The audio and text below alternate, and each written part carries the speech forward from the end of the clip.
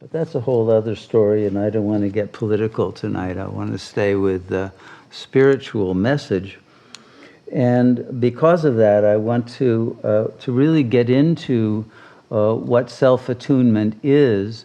But I do want to refer to two books that I want to read a little bit from that are, I think, representative of two wings of modern Judaism, which are the Mitnagdim and the Hasidim. We've studied the Hasidim before. They were more of the mystical Jews who made secondary the halacha, the laws, the dharma, and primarily it was about ecstasy. And it was out of being in a state of ecstatic prayer that then one lived a life that was true to the will of God. But it was much more of an avaduta ideal than it was an ideal of following any rule-bound mode of intellectuality.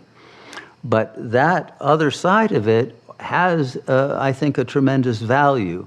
The development of the intellect of the Jews since the days of the ghetto and all of that, the focus on intellectual development, I think, is what is maybe responsible for why you see so many Jews, many more than their numbers in the population, as famous scientists and philosophers and beings who have succeeded in many different fields, including the fields of becoming, great Buddhists and Hindus, and becoming parts of a religious movement that was not as exhausted and turned into a kind of vapid intellectuality when the Reform Jewish movement came in, and the loss of that power of soul that was at the core of the Hasidus, of the desire to become on fire, literally, with the presence of God.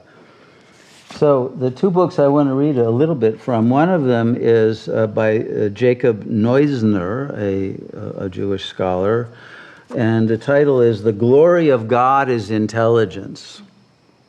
And I think that there's some value in having that understanding, that we are here to increase our intelligence. And the reason why I think it's important for Sat Yogis is this. The Chitjata Granthi, the knot that ties us to the lower chakra ego identity, is tied via the imaginary register only. Okay? It's only the imaginary register that keeps us trapped in false consciousness. The symbolic register, and I'm speaking here of the higher symbolic, not the imaginarized symbolic. In other words, everyone can speak, use language, and pretend that they are making sense, but that's not the same as the real use of reason that appears at the level of chakra 5. But that is our true nature. That chit of symbolic intelligence is what is able to untie the knot to the imaginary register that keeps us identified as being bodies in a world rather than pure spirit. So once we understand that the symbolic is a path to the real, a very direct path, and that's what jnana has always been about, then we can see that it is and has always been a jnana yoga path. So,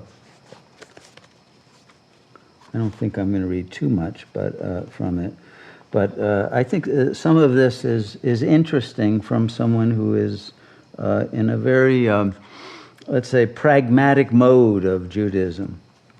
He says, Above all, Judaic thinking at its best rejects gullibility and credulity.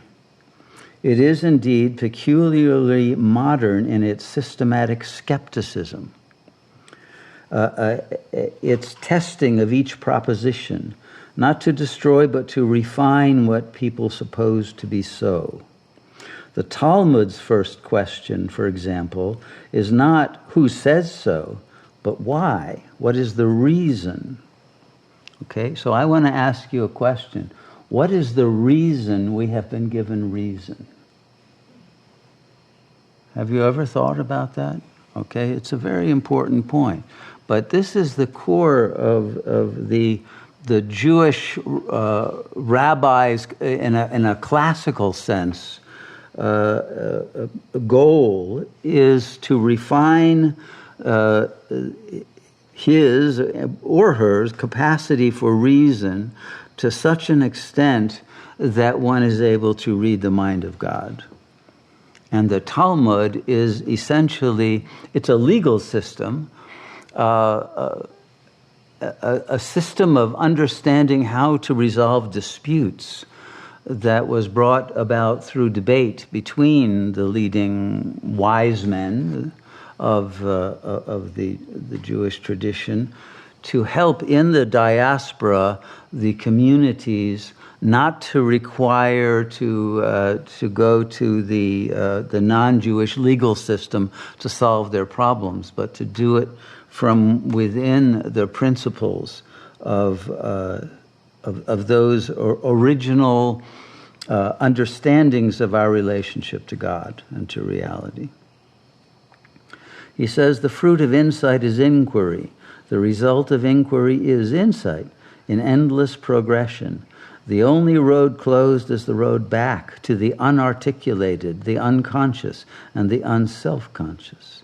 For once consciousness is achieved, a reason spelled out, one cannot again pretend that there is no reason, and nothing has been articulated. For the Talmud, the alternatives are not faith or nihilism, but reflection or dumb reflex, consciousness or animal instinct. Man, in God's image, has the capacity to reflect and to criticize. All an animal can do is act and react.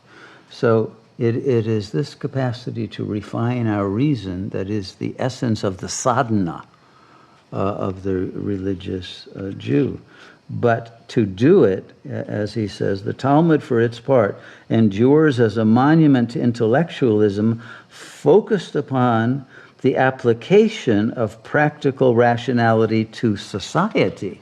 So its interest is in creating social harmony.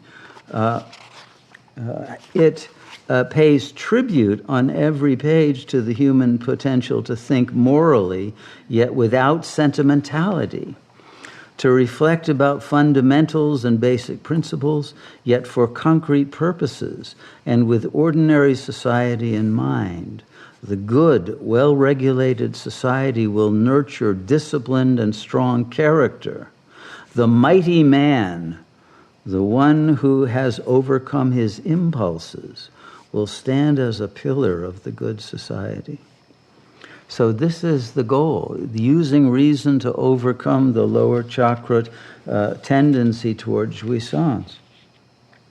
And the ultimate use of practical reason to become an expression of the transcendent, which is within, not separated. And it is reason that then creates a union of your mind with the mind of God. Because once your mind overcomes narcissism and egocentricity, then it becomes theocentric. And an entirely different level of intelligence is downloaded. So I do think there's tremendous value in that focus. However, let's look at the Hasidic view in contrast to that.